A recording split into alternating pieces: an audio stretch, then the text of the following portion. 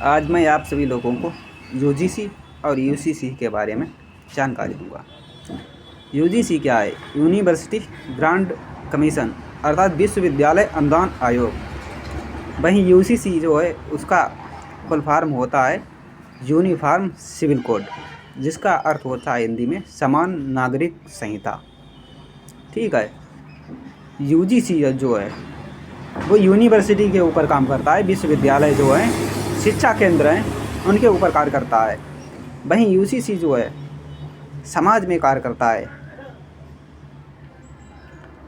और यूसीसी का उद्देश्य होता है विश्वविद्यालय यूनिवर्सिटी शिक्षा केंद्रों में भेदभाव को मिटाना, जो कि जाति के आधार पर, धर्म, लिंग, नस्ल के आधार पर, आप कहाँ के हैं, गोरे हैं, काले हैं, धर्म मतलब आप हिंदू हैं, मुस्लिम हैं, सिख हैं, ईसाई हैं, जैन हैं, जाति मतलब आप किस जाति से हैं उस हिसाब से भेदभाव, लिंग का मतलब स्त्री पुरुष या किन्नर आप किस तरह के व्यक्ति हैं, इस भेदभाव को मिटाना है। जन्म स्थान मतलब आप महाराष्ट्र के हैं, उत्तर प्रदेश के हैं या कहाँ के हैं, कौन से देश प्रदेश के हैं, इस भेदभाव को मिटाना। स्थिति मतलब विकलांगता, आप स्थिति मतलब गरीब हैं, अमीर हैं, इसके भेदभाव को मिटाना है। और विकलांगता कि आप दिव्यांग हैं, मैं सही हूँ, इस भेदभाव के आधारों पर व्यक्तियों की विश्वविद्यालय, यूनिवर्सिटी आदि केंद्रों में बच्चे, अध्यापक, क्लर्क जो भी हैं भेदभाव करते थे, इस आधारों पर उस भेदभाव को मिटाना यूजीसी के अंतर्गत रखा गया था। वहीं यूसीसी जो है वो विवाह, तलाक, विरासत, गोद लेने की जो स्थिति होती है और संपत्ति में धर्म, जात, लिंग के भेदभाव को मिटाना होता है और महिलाओं को बराबरी का अधिकार देता है संपत्ति आदि में सभी प्रकार और लिविंग रिलेशन में रहने के लिए। इस तरह से जो है समाज में यूसीसी कार्य करता है समानता को स्थापित करने के लिए। वहीं यूजीसी जो है विश्वविद्यालयों के ऊपर, शिक्षा केंद्रों के ऊपर कार्य करता है। शिक्षा में समता, मानव की गरिमा को कोई उल्लंघन ना करे, उसको बनाया रखा जा सके, इसलिए यह कानून बनाया गया था जो समानता के आधार पर आधारित था, भेदभाव को रोकने के लिए था और है, और इसका उद्देश्य ही यही होता है। जाति आधारित व्यक्तियों के बहिष्कार आदि पर रोक लगती है, जैसे कि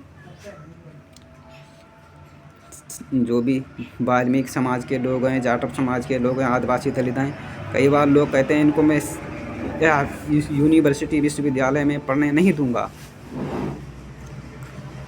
तो उसके लिए यह कानून कार्य करता था भी। और वहीं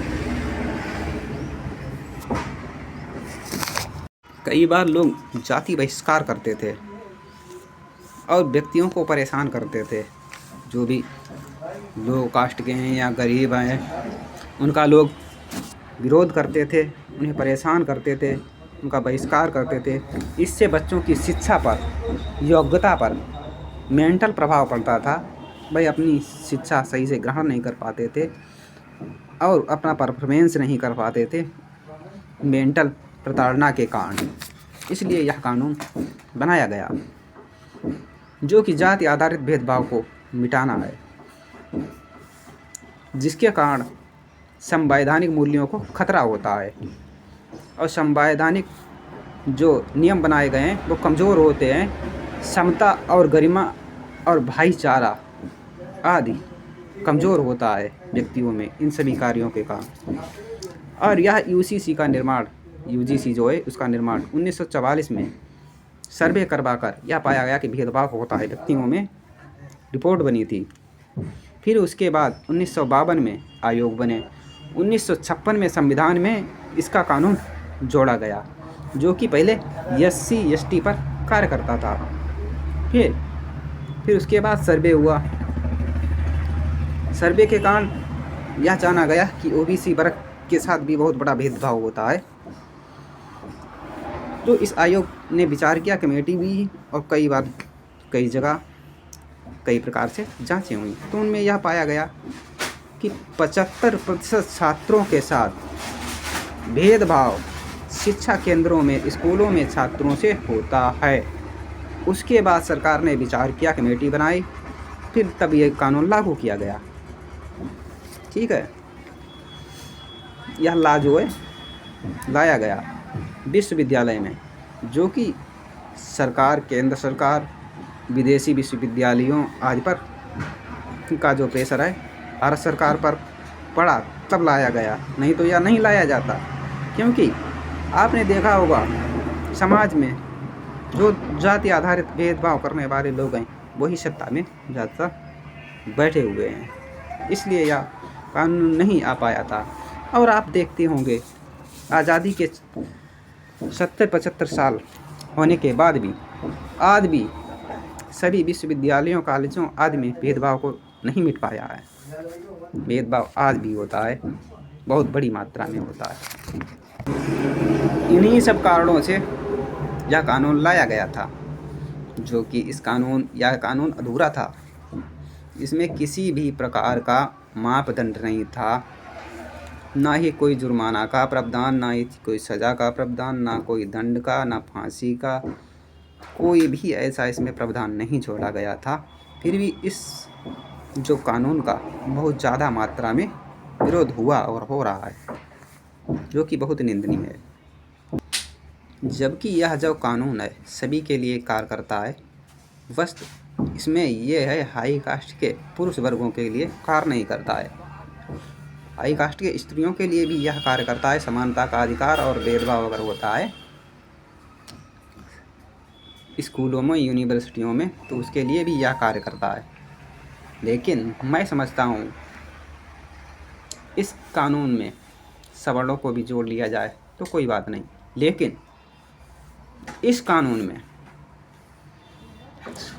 कानून अवश्य बनाए जाएं, प्रावधान अवश्य बनाए जाएं कि इस तरह का आप क्राइम करेंगे, इस तरह का भेदभाव करेंगे, इस तरह से शोषण करेंगे तो यह सज़ा होगी,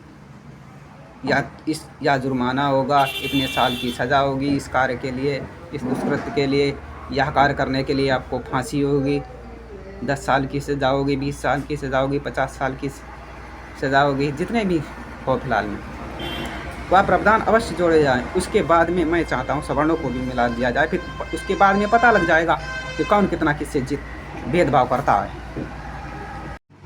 और इस कानून के लिए निष्पक्ष कमेटी बनाई जाए, जिसमें सभी वर्गों के व्यक्तियों को रखा जाए, जिससे निष्पक्षता से जांच हो सके, कोई विशेष ही एक वर्ग के व्यक्ति ना शामिल किए जाएं। और यह जो कानून है सभी व्यक्तियों के लिए कार्य करता है, चाहे हिंदू हो, मुसलमान हो, सिख हो, जैन हो, बौद्ध हो, सभी के लिए यह कानून कार्य करता है, चाहे स्त्री हो, पुरुष हो। इसलिए सभी को इसका सपोर्ट करना चाहिए।